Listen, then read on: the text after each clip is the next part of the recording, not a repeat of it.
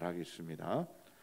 이 시간 우리 옆에 분하고 인사하도록 하겠습니다. 주님의 이름으로 사랑하고 축복합니다. 잘 오셨습니다. 잘 오셨습니다. 감사합니다. 여러분들이 점점 대면 예배 드리는 숫자가 많아지면서 제 마음도 굉장히 기쁘고 뜨거워지고 있습니다. 예배를 온라인으로 드리는 것하고 대면 예배하고 많은 차이가 있죠. 그런데 우리가 대면 예배를 드릴 때 하나님께서 더 크게 영광 받아주시고 우리 예배가 더 은혜스러울 거라고 생각합니다. 여러분 가급적이면 꼭 지켜주시고, 대신 들어오시면서 온도 체크하시고 또 마스크 꼭 착용하시고 그리고 명부 작성해 주시고 철저하게 거리두기를 지키면서 예배드리면 큰 문제가 없을 거라고 믿습니다.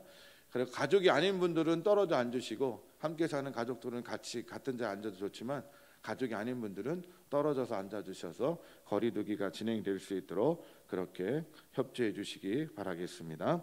오늘 성경 말씀은 이따 설교하면서 다 하나하나 읽기 때문에 바로 또 특별히 읽지 않고 바로 말씀을 함께 보도록 설교에 바로 들어가도록 하겠습니다. 한 사람이 정신병원 원장에게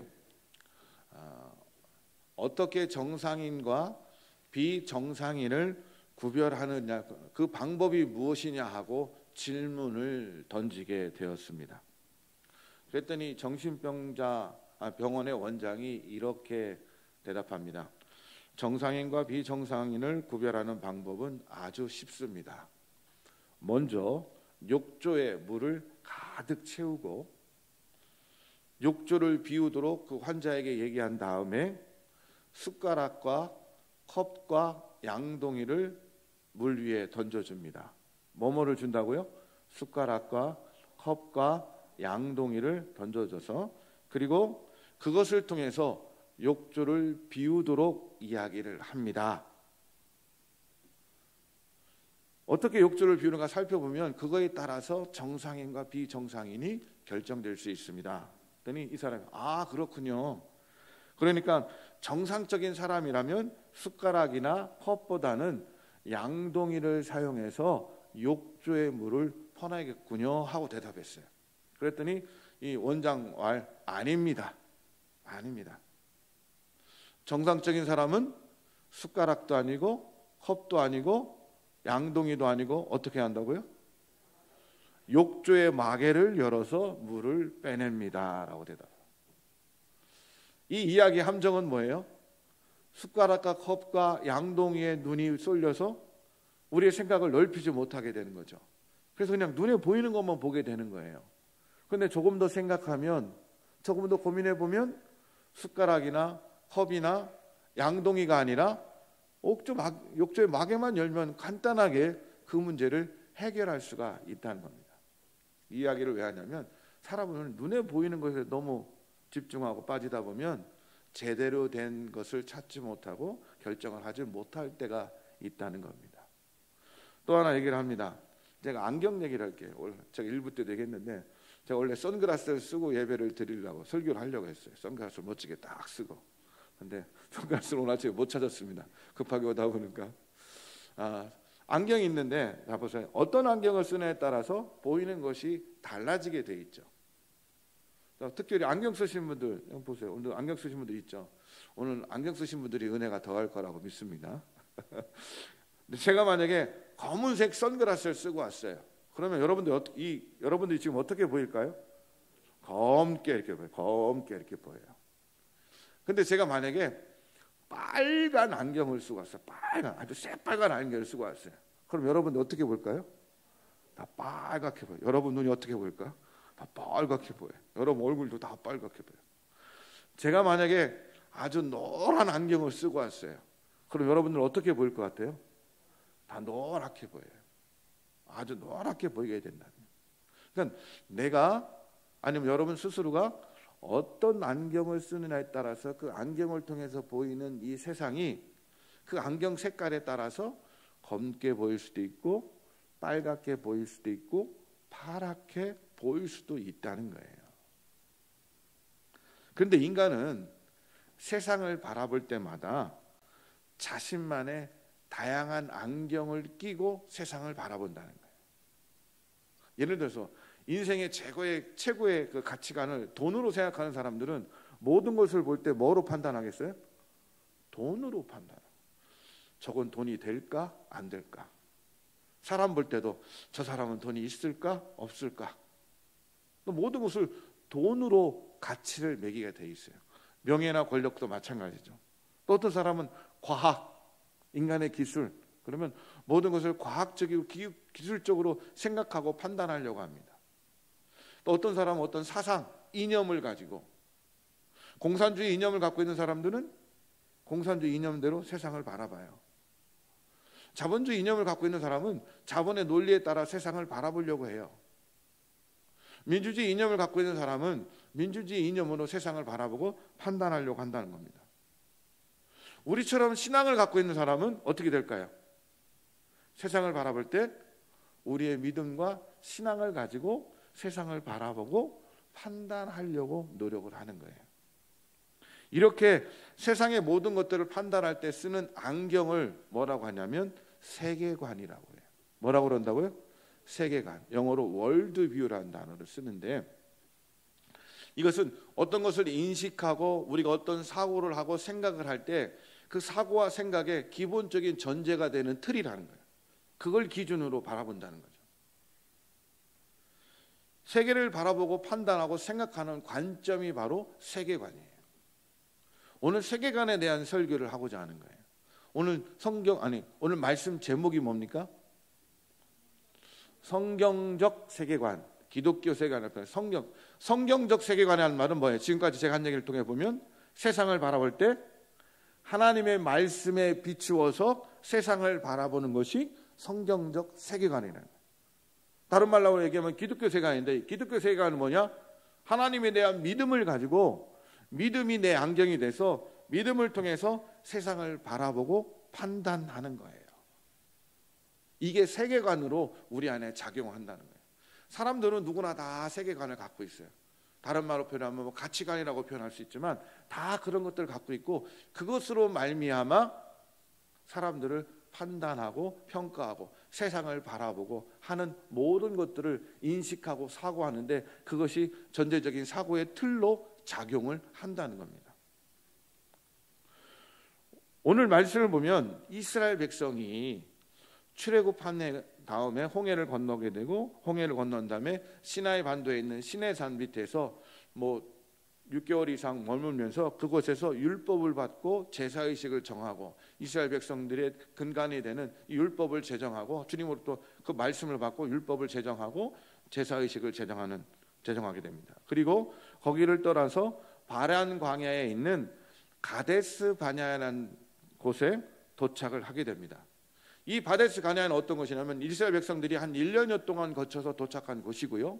1년 정도 시간이 지난 다음에 이스라엘 땅을 보면 맨 끝에 북쪽은 단이라는 도시가 있고 맨 밑에 남쪽은 부엘세바라는 동네가 있어요. 그런데 이 가데스 바네아에서 이 부엘세바까지 얼마나 걸리냐면 성인 발걸음으로 반나절, 보통 한 서너 시간이면 갈 수 있는 거리예요.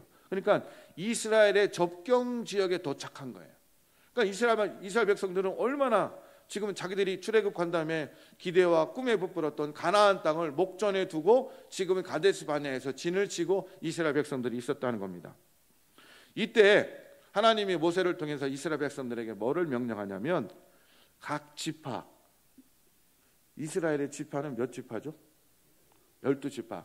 각 지파별로 두령급에 해당하는 사람들을 정탐꾼으로 뽑으라고 합니다. 족장이나 족장 밑에 같이 두령급에 있는, 그러니까 그 지파에서 존경받고 믿음이 좋은 사람들을 뽑아서 정탐꾼으로 임명을 합니다. 그래서 이 12명의 정탐꾼이 이스라엘 땅에 들어가서 며칠 동안 정탐을 하게 되죠? 며칠 동안? 어떻게 알았어요? 40일 동안 정탐을 하게 됩니다. 그리고 40일 동안 몰래 가나안 땅을 정탐한 다음에 다시 돌아와서 온 이스라엘 회중 앞에서 보고를 하게 됩니다. 그 보고를 하는 내용이 민수기 13장 25절에서 29절까지 말씀입니다. 같이 한번 읽어볼까요? 뭐라고 보고하는지. 정탐꾼들이 이제 40일 동안 가나안 땅을 보고한 다음에 이스라엘 백성들에게 보고를 합니다. 25절부터 29절까지 같이 읽습니다. 시작. 40일 동안 땅을 정탐하기를 마치고 돌아와 바란 광야 가데스에 이르러 모세와 아론과 이스라엘 자손의 온 회중에게 나와 그들에게 보고하고 뭐를 보여줍니까? 과일을 보이고 모세에게 말하여 이르되 당신이 우리를 보낸 땅에 간즉 과연 그 땅이 젖과 꿀이 흐르는데 이것은 그 땅의 과일이니이다. 그러나 잠깐만요.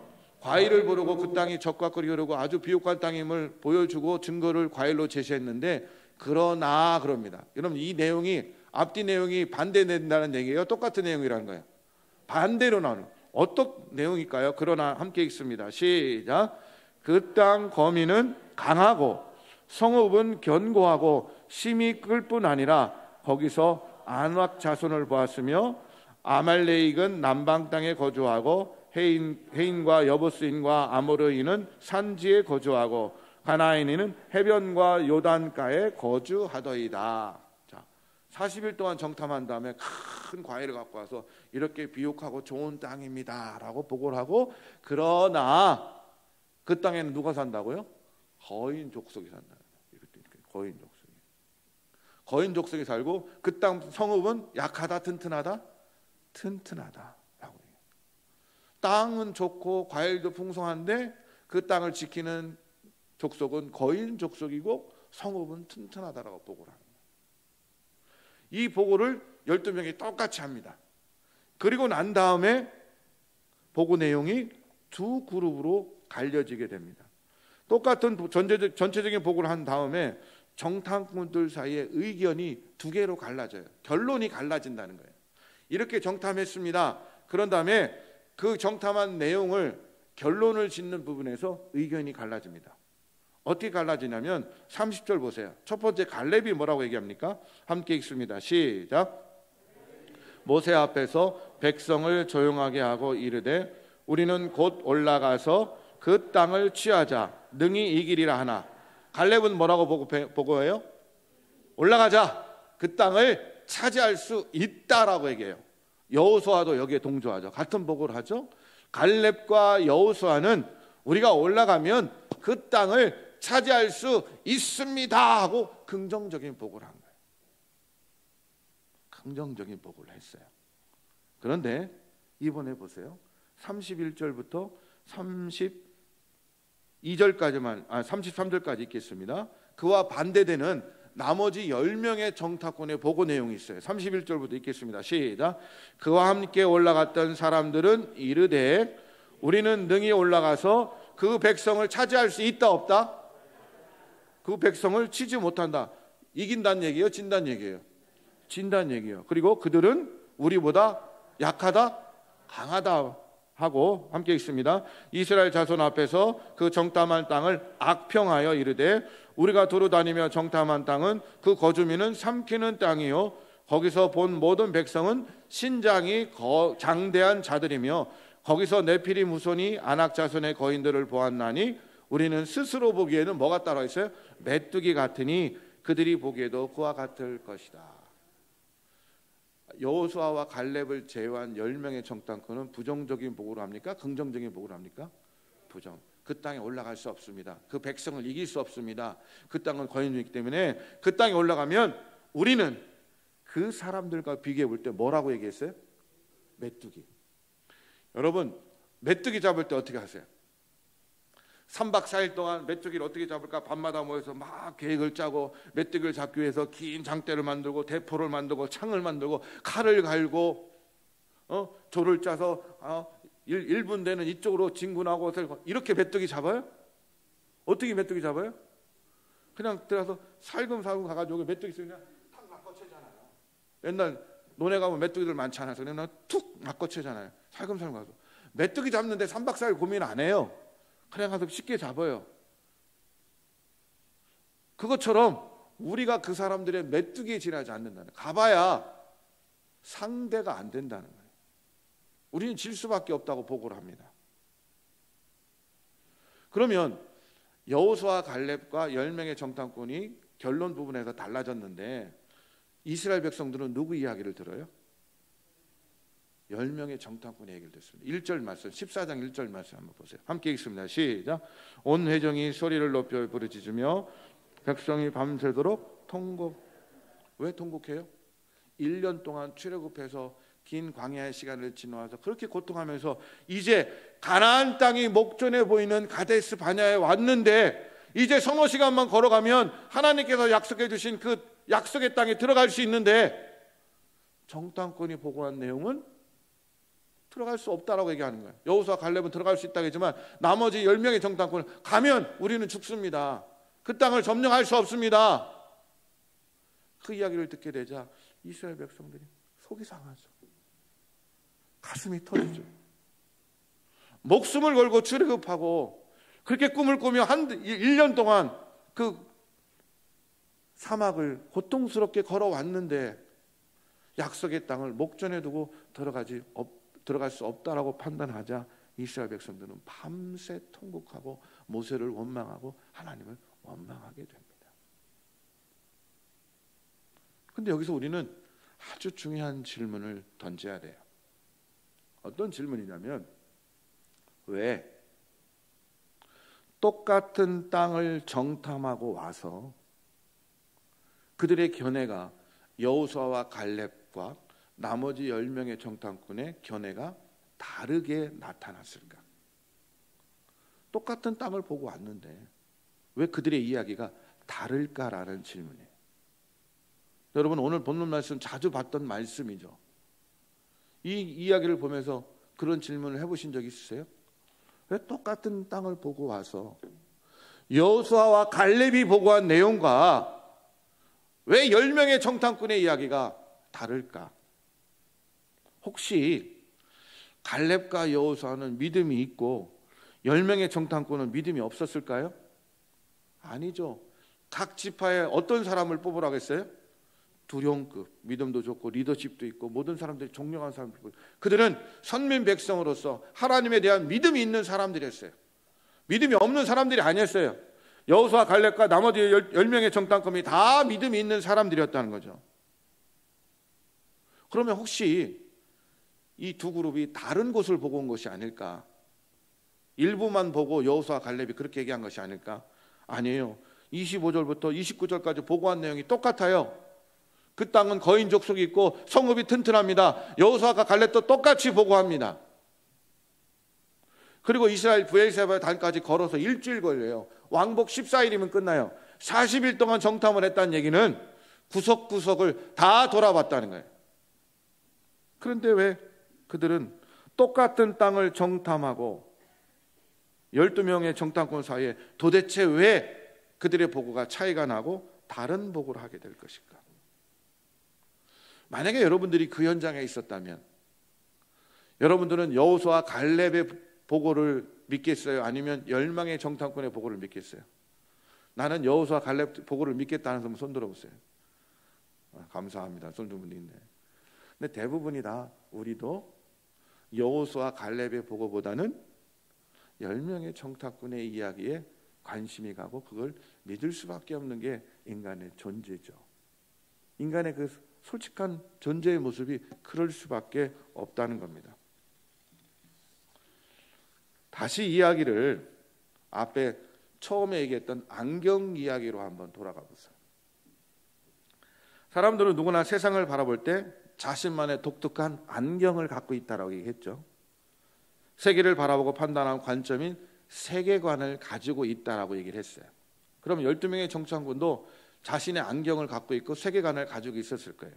그런데 그렇다면 기독교인은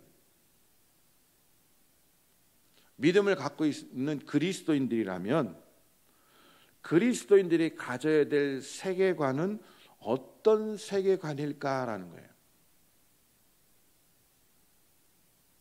믿음을 갖고 있는 우리라면 우리가 세상을 바라볼 때 어떤 세계관과 어떤 안경을 가지고 세상을 바라봐야 되냐라는 거라는 거죠. 분명하게 나오죠. 바로 믿음의 세계관, 말씀이라는 성경적 세계관, 예수 그리스도 혹은 십자가의 세계관을 가지고 세상을 바라봐야 됩니다. 믿음이, 말씀이, 십자가가 우리의 안경으로, 세계관으로 작용해서 세상의 모든 것을 바라보고 판단할 때 기준과 원칙이 돼야 된다는 거예요. 이게 그리스도인이라는 거예요. 우리가 무언 것을 인식하고 사고하게 될 때, 생각하게 될 때 그 기준과 원칙은 내 생각이나 판단이 아니라 내가 갖고 있는 믿음, 내가 알고 있는 말씀, 우리가 바라보는 십자가가 그 모든 것을 판단하고 바라보는데 기준이 되고 원칙이 돼야 된다는 거예요. 이게 성경적인 세계관이고 이것이 기독교 세계관이라는 거예요. 그러면 이 관점을 가지고 다시 오늘 본문 말씀을 돌아보세요. 세계관의 관점을 가지고 오늘 다시 본문 말씀을 살펴보세요. 10명의 정탐꾼을 봅시다. 10명의 정탐꾼은 어떤 세계관을 가지고 가나안 땅을 봤냐는 거예요. 그들이 40일 동안 그 땅을 정탐할 때 그들은 어떤 세계관을 가지고 그 땅을 정탐했냐는 거예요. 그들은 믿음이 있었음에도 불구하고 믿음의 눈으로, 믿음의 안경으로 가나안 땅을 보지 않았어요. 믿음이라는 세계관을 가지고 가나안 땅을 바라보고 판단하고 해석하지 않았다는 겁니다. 믿음의 세계관을 벗어버리고 그냥 눈에 보이는 대로 높고 견고한 성을 바라봤고 그냥 눈에 보이는 대로 그 거인 족속을 바라봤어요. 그렇기 때문에 그들의 눈에 보이는 그 성과 그 거인 족속을 바라볼 때 그들은 두려움과 절망에 쌓이게 됩니다. 그래서 그들은 이렇게 보고합니다. 안 됩니다. 우리는 가나안 땅을 점령할 수 없습니다. 그 땅 거민은 강하고 거인이며 성읍은 견고하여 도저히 점령할 수 없습니다. 우리는 그들의 메뚜기에 지나지 않습니다. 라는 부정적인 보고를 하게 됩니다. 왜? 그들의 세계관은 그냥 보이는 대로, 자기 안에 마음에 느끼는 대로, 자기의 지식과 경험대로 그냥 보고를 한 거예요. 어떻게 보면 그게 사실이죠. 그래서 많은 이스라엘 백성들이 그 보고를 따라가서 하나님을 원망하고 모세를 원망하고 통곡하지 않습니까? 그런데 똑같은 땅을 보고 온 여호수아와 갈렙을 보세요. 똑같은 땅을 봤죠? 똑같은 시간에 그 땅을 봤죠. 10명의 정탐꾼과 다르게 갈렙과 여호수아는 그 땅을 보이는 대로 보지 않고 믿음의 눈으로 바라봅니다. 믿음이란 안경을 쓰고 그 땅을 바라봐요. 믿음이란 세계관을 가지고 그 가나안 땅을 보입니다. 그렇게 보게 될 때 눈에 보이는 대로 자신의 생각이 아니라 믿음이란 세계 가지고 가나안 땅을 바라보게 됩니다. 그 결과 가나안 땅의 거인족이 보이지만, 높고 견고한 성이 갈렙과 여호수아의 눈에 보이지만 문제가 되지 않습니다. 왜일까요? 왜 거인족이 문제가 안 돼요? 왜 튼튼한 성이 문제가 되지 않습니까? 도저히 넘어설 수 없고 이길 수 없는 거인족과 튼튼한 성이 왜 문제가 되지 않냐는 거예요. 여기 오늘 말씀의 핵심이 있습니다. 그들 눈에도 분명히 거인족이 보이고 여호수아 갈렙 눈에도 튼튼한 성이 보이지만 왜 그것이 문제가 되지 않아요? 왜냐하면 하나님이 이스라엘과 함께 하심을 믿기 때문에, 자기들과 함께 하심을 믿기 때문에 거인족이 문제가 되지 않고 튼튼한 성이 문제가 되지 않습니다. 거인족이 아무리 힘이 세다 하더라도 하나님을 이길 수 있어요, 없어요? 없어요. 그 성이 아무리 튼튼하다 하더라도 하나님의 능력을 막을 수가 없습니다. 여러분, 여호수아가 나중에 40년 광야 생활을 끝나고 가나안 땅에 들어가서 첫 번째로 점령한 성이 어떤 성이에요? 여리고 성이죠.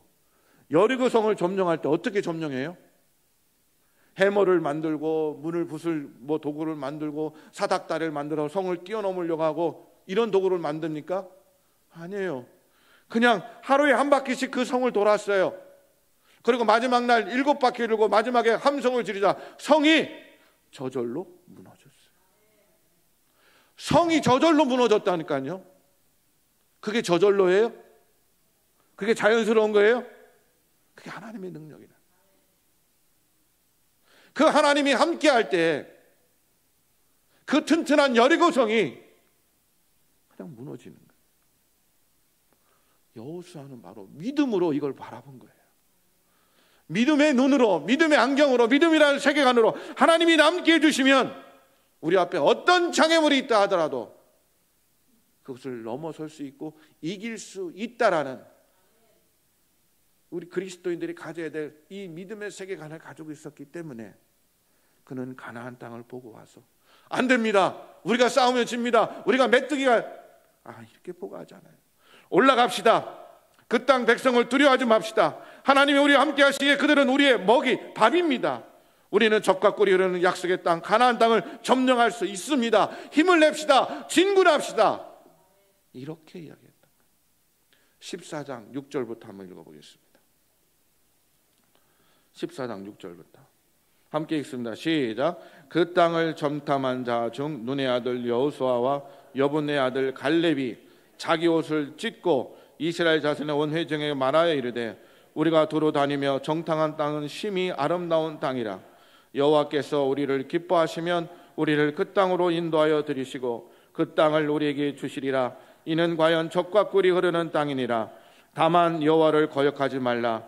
또 그 땅 백성을 두려워하지 말라. 그들은 우리의 먹이라. 그들의 보호자는 그들에게서 떠났고 여호와는 우리와 함께 하시니라.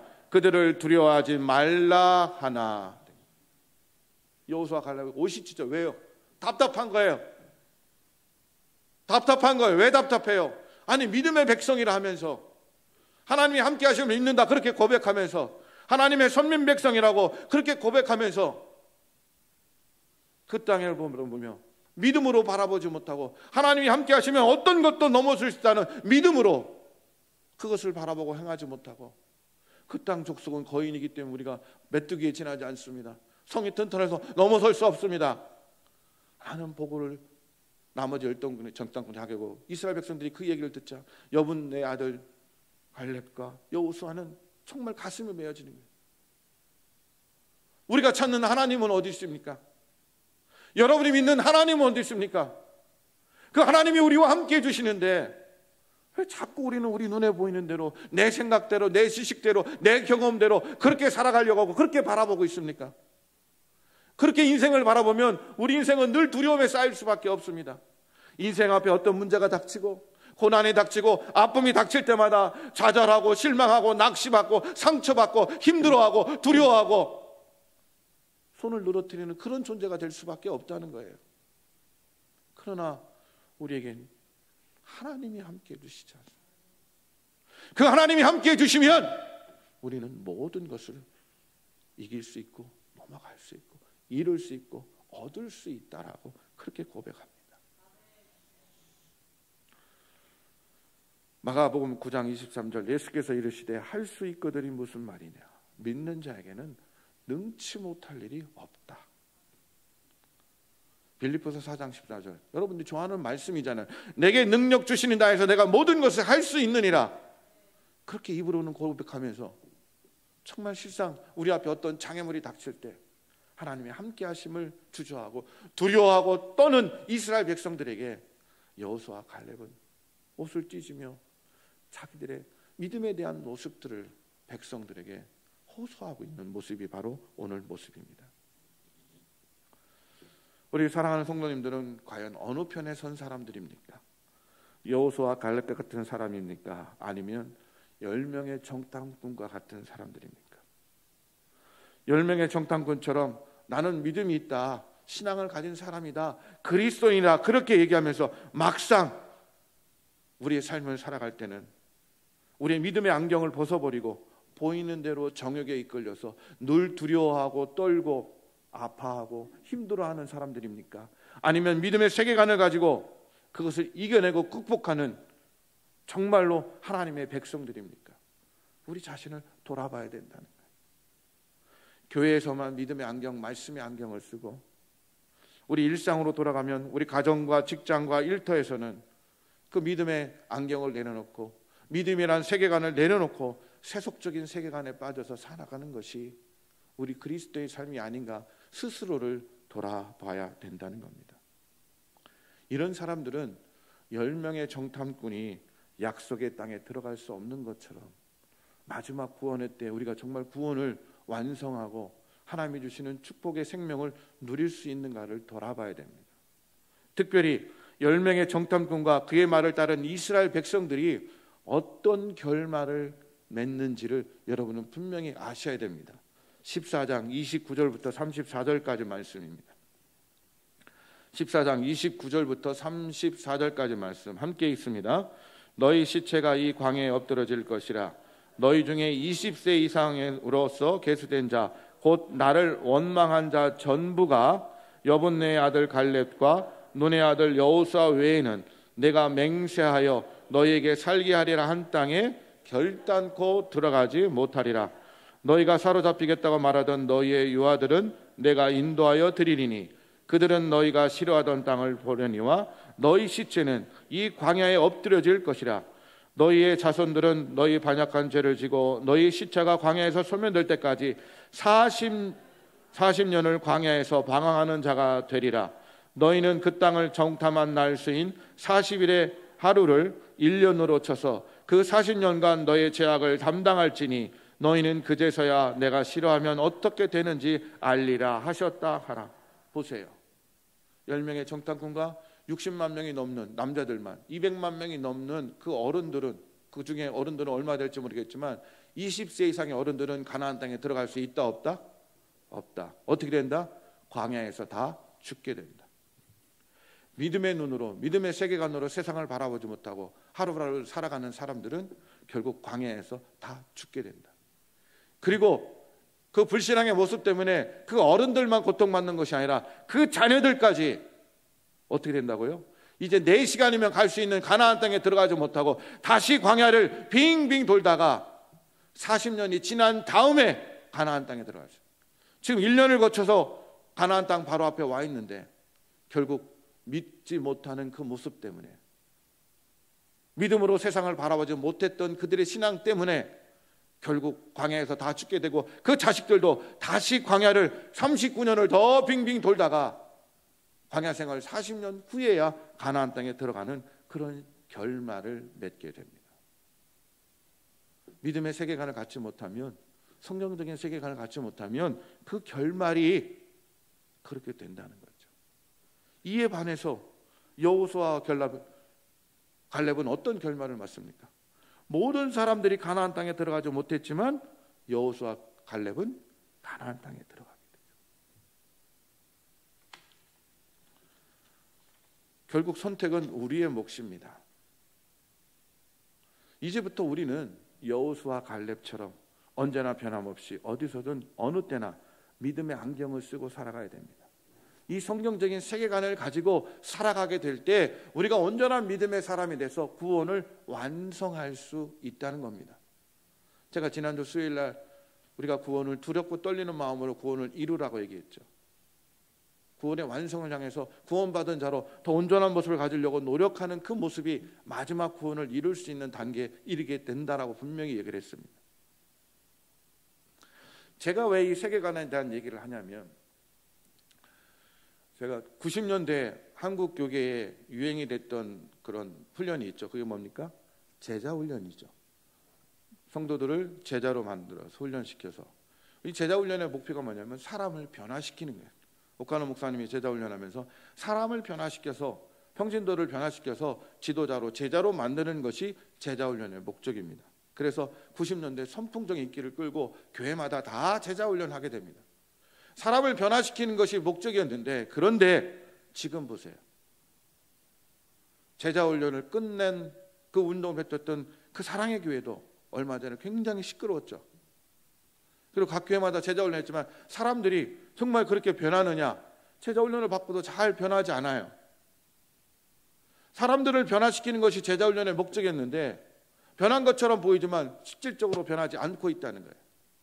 그래서 저는 그 부분에 대한 고민을 하면서 제가 목회를 시작하면서 어떻게 하면 정말 오카노 목사님의 제자 훈련 중에 사람을 변화시키겠다는 그 뜻을 가지고 했지만 그것이 제대로 이루어지지 않고 있는데, 어떻게 하면 사람을 변화시켜서 그리스도를 닮아가는 사람으로 만들 수 있을까를 고민하게 됩니다. 그래서 제가 생각하는 것이 바로 이 세계관 훈련입니다. 여러분 주보 뒤에도 나와 있습니다.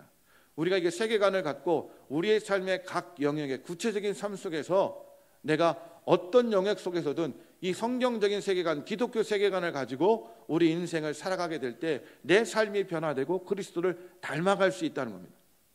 우리 사회에 다양한 분야들이 있지만 그 모든 분야에서 세계관적, 기독교 세계관적 관점을 가지고 살아가게 될 때 우리의 삶은 변화될 수 있다는 거예요. 사무엘 스마이즈가 그렇게 얘기하죠. 생각이 바뀌면 행동이 바뀌고, 행동이 바뀌면 습관이 바뀌고, 습관이 바뀌면 운명이 바뀐다. 사람을 바꾸는, 결국 생각부터 바뀌어야 된다. 우리가 갖고 있는 생각부터, 인식과 사고의 틀이 바뀌지 않으면 절대 사람은 변화되지 않는다. 인식과 사고의 틀을 바꾸는 이 세계관 훈련이 결국 사람을 바꾸는 시작점이 될 것이다. 제자훈련을 통해서 충분히 말씀으로 그렇게 은혜 받고 바꾸려고 하지만 구체적으로 세계관 훈련을 통해서 사람의 생각을 바꿔야 된다. 그리고 또 제가 하고 싶은 훈련이 그겁니다. 영성 훈련, 사람의 성품을 바꾸자. 지난주에 제가 영성을 뭐라고 했죠? 신령한 성품, 신의 성품이 영성이라고 했어요. 우리 안에 예수 그리스도를 닮아가는 성품, 예수님의 성품이 나의 인격이 되고 나의 성품이 되는 것, 이것이 성품 훈련이고 영성 훈련이죠. 그래서 내가 예수 그리스도를 닮아서 예수 그리스도의 성품이 나를 통해서 드러나게 하는 것, 그렇게 될 때 정말 우리 교회는 하나님 나라가 될 수 있다.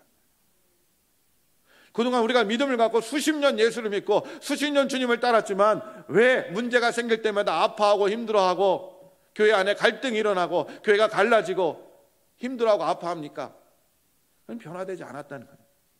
10명의 정탐꾼처럼 믿음이 있다라고 하지만 믿음의 눈으로 세상을 바라보고 자기 자신을 바라보고 모든 것을 바라보는 것이 아니라 결정적인 순간에는 믿음으로 바라보지 못하고 자기의 생각, 자기의 뜻, 자기의 의, 자기의 고집을 가지고 판단하게 됩니다.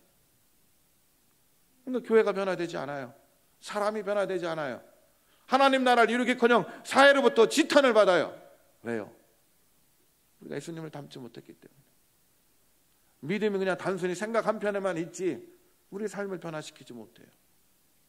그래서 저는 제가 지난 3주 동안 설교를 했고 오늘까지 하면서 제가 앞으로 목회 철학을 갖고 이 교회를 이끌어갈 방향에 대한 이야기를 설명을 해야 되는 겁니다. 여러분들이 이런 훈련들을 통해서, 이런 말씀의 훈련들을 통해서, 이런 세계관적인 훈련과 성품 훈련을 통해서, 이런 제자 훈련과 세계관과 성품 훈련을 통해서 내가 그리스도를 제대로 닮아가는 사람이 될 때 이 교회는 하나님 나라가 된다. 여러분의 가정도 하나님 나라가 된다. 여러분 일상의 모든 것도 하나님의 은혜가, 능력이 넘쳐요. 기도할 때마다 은혜 주시고 능력 주시고 하면서 내가 믿음의 눈으로 세상을 바라보지 못하면, 그런 세계관을 갖지 못하면 아무런 기적도 아무런 능력도 우리 삶에 나타나지 않아요. 그러나 저는 이왕 예수님 믿는 거, 제대로 예수 믿고 그런 믿음의 성경적인 세계관을 갖고 살아가게 될 때 이전에 갖지 못했던 하나님의 은혜와 축복이 우리 삶에 더 가득 넘치게 되고, 우리가 하루를 하루 살아가며 세상에 어떤 장애물과 어떤 고난과 어떤 힘듦을 당해도 여호수아와 갈렙처럼 두려워하지 않고, 그 어떤 것도 두려워하지 않고 믿음으로 이겨낼 수 있고 더 큰 은혜와 축복의 사람이 될 수 있다는 분명한 확신이 있습니다. 이런 확신이 함께 공유돼야 되고, 그를 위해서 우리가 세계관에 대한 고민, 무엇보다도 믿음의 성경적인 세계관에 대한 고민을 하고 그런 훈련들이 우리 안에 돼야 된다는 사실이에요. 이 말씀을 기억하고 여러분 10명의 정탐꾼이나 이스라엘 백성처럼 믿음을 허울 좋게 생각하고 그 십자가를 목에다만 걸고 다니지 마시고 그 십자가의 관점으로, 믿음의 관점으로, 성경적인 관점으로 세상을 보는 이 기독교적인 세계관을 올바로 가짐을 통해 내가 온전한 믿음의 사람으로 더욱더 거듭날 수 있고 세상에 그 어떤 것도 두려워하지 않고 믿음으로 승리할 수 있는 복된 인생을 살아갈 수 있는 여러분 모두가 되시기를 주님의 이름으로 축원합니다. 이 시간 우리 다 같이 일어나셔서 오늘 주신 말씀을 기억하면서 정말 주님, 내가 앞으로 믿음으로 살아가겠습니다. 우리 인생에 어떤 것도 두려워하지 않고 믿음으로 승리하겠습니다 하는 마음으로 이 찬양 같이 부르도록 하겠습니다.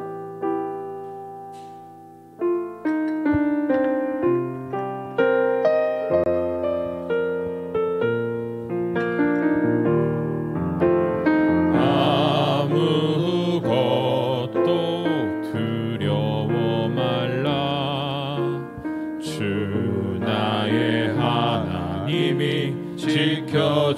주시네. 놀라지 말라. 놀라지 마라. 겁내지 마라. 주님 나를 지켜주시네. 다시 한번 찬양합니다. 아무것도 두려워하지 마라. 아무것도 두려워 말라. 주 나의 하나님이 지켜주시네. 놀라지 말라. 놀라지 마라. 겁내지 마라. 겁내지 마라. 주님이 우리를 지켜주십니다. 주님 나를 지켜주시네. 내 마음이 힘에 겨워 지칠지라도, 내 마음이 힘에 겨워 지칠지라도 주님이 나의 힘이 되십니다. 주님 나를 지켜주시네. 세상의 험한 풍파 몰아칠 때도, 세상의 험한 풍파 몰아칠 때도 주님 나를 지켜주시네. 주님은 나의 산성, 주님은 나의 산성, 주님은 나의 요새, 주님은 나의 소망, 나의 힘이 되시며 주님은 나의 산성이 되십니다. 주님은 나의 산성, 주님은 나의 요새,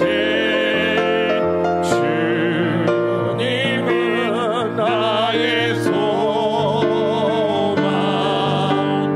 나의 힘이 되신 여호와.